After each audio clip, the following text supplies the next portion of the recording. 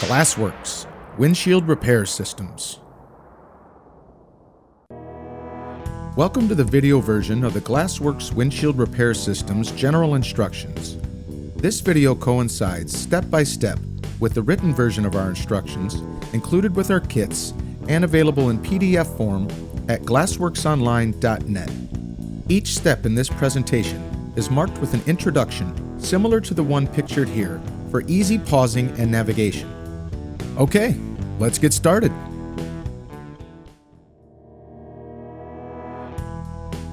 Step 1. Clean the damaged area.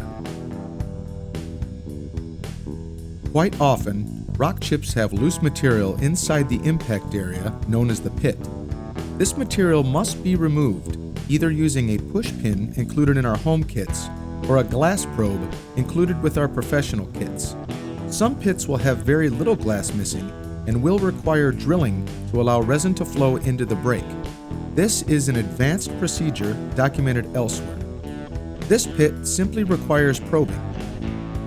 Use the point of your push pin or glass probe to gently remove loose glass. Then blow or brush it off the windshield. Wiping at this point could cause small scratches. Only use a towel once most of the pieces are gone. Make sure the surface is clean to allow the alignment seal to stick. But take care not to get moisture in the brake. Step 2. Mount alignment seal. If you know or suspect the glass has been treated with a water repellent or other substance, clean the area with rubbing alcohol to allow the alignment seal to stick. Alcohol wipes are available on our website, glassworksonline.net.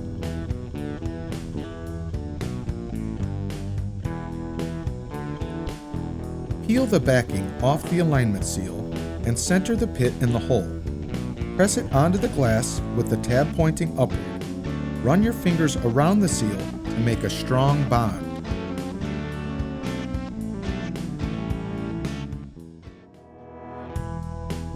Step 3. Remove liner from alignment seal. Using the push pin or probe, peel the protective backing from the top side of the alignment seal.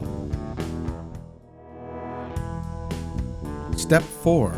Mount pedestal. Depending on the kit you have purchased, you may or may not have a protective backing on your pedestal, also known as a resin chamber. If so, remove it first. If not, continue with placing the pedestal on the alignment seal. Make sure the tabs match position and run your fingers around it to ensure an airtight bond.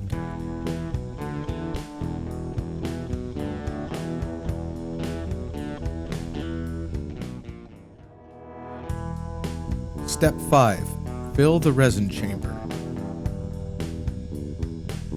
Depending on the kit you have purchased and the style of brake, you will fill the resin chamber with either crack filler or quick cure resin. For this particular brake, our quick cure, which is our general purpose resin, will work nicely. Fill the resin chamber to just above where the pedestal base meets the stem. Do not fill above the top line of the stem, which could cause resin to contaminate the system during suction. Also, remember when filling outdoors, use a sunshade so the resin doesn't cure prematurely.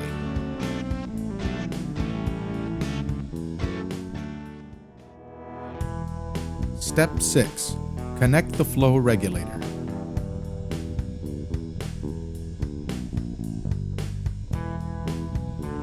When attaching the flow regulator to the resin chamber, press firmly with a slight twisting motion to ensure an airtight seal. When working outside, you can use a cloth or paper towel to shield the resin from sunlight.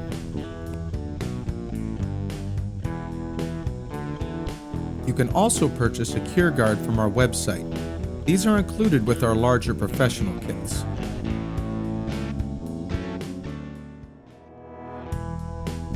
Step 7. Connect the vacuum hose. The vacuum hose has a large male end and a smaller female end. Connect the larger male end to the top of the flow regulator. The smaller end will connect to the injector valve.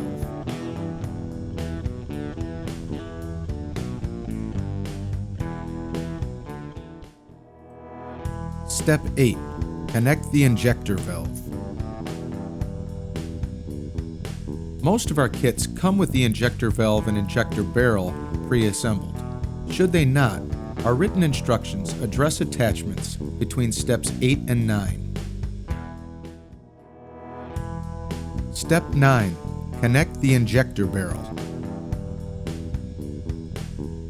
Here we are using our 60cc injector barrel with pre-attached valve. Attach the small end of the vacuum line to the injector valve tip. Step 10. Position plunger and set valve lever. Here the valve is being set from the open to the closed position. The plunger is already fully inserted into the barrel. Step 11. Lock plunger in vacuum position. Slowly pull the plunger back and engage the spring clip into the lower notch labeled V. Step 12. Increase the vacuum.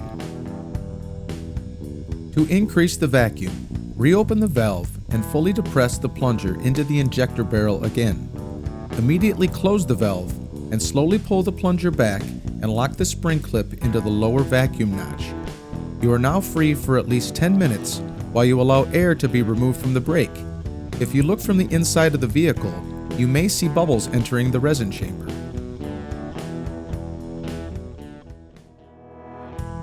Step 13. Move plunger to pressure position.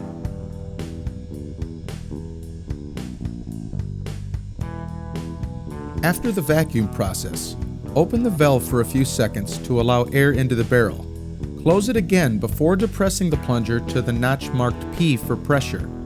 Do not use the additional pressure notches at this point. Allow at least 5 minutes for the brake to fill.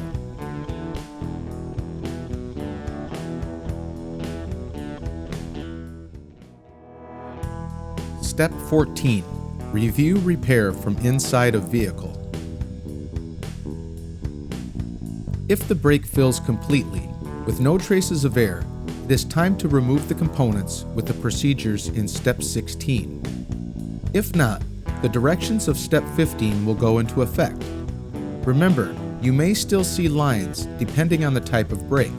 This is okay. It is the removal of air that is most important. Also remember, our system is designed to observe progress from inside the vehicle during the entire vacuum and pressure procedures. Step 15. Remarks. Resin flows differently for each brake. There is no set time. If after 10 minutes you still see air pockets, repeat steps 10 through 14. Should any air still remain, increase the pressure from the pressure notch to the AP notches, one step at a time in 1-minute intervals. Note, you do not open the valve to do so. Simply depress the plunger further and engage the spring into the additional pressure notches. Once at the third AP notch, the system is maximized and the brake is as full as possible without using advanced techniques available at www.glassworksonline.net. Step 16. Remove components. Once the brake has been completely filled, it is time to remove the components from the windshield. First, release the pressure by opening the injector valve. You may want to depress the plunger at this time as well. Next, remove the flow regulator from the pedestal by gently twisting and pulling upward. Then, set the entire injector assembly aside and store away from sunlight for future use. Our kits include various blade holders to make pedestal removal easier. For this demonstration, however, we will use just the blade to show that it can be done safely no matter what the circumstances. Remember, always use a new razor blade. If used properly, it will not scratch glass. It is best to start at the top and insert the blade between the glass and the alignment ring to the first releasing line of the pedestal.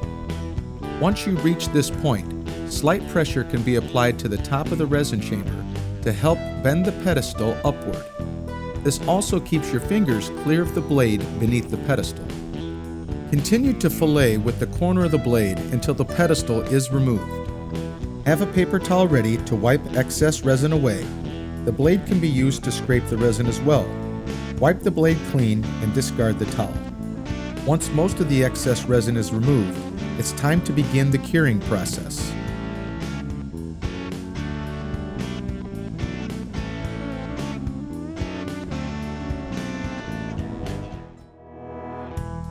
Step 17. Curing procedure. To make the repair structurally complete, we need to fill the pit with either quick cure general purpose resin or, as shown here, our high viscosity pit filling resin. Place a small amount directly into the pit area and cover with a curing tab.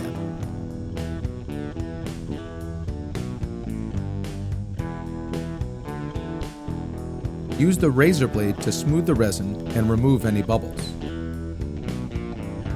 At this point, it's time to allow the resin to cure. To do this, the car can be parked in direct sunlight for about 15 minutes, or less if using our pit filler. On cloudy days, this may take longer. However, here we are using our ultraviolet light included with our professional kits. This allows repairs to be done indoors and concentrates the UV rays directly over the resin. Step 18. Curing procedure continued.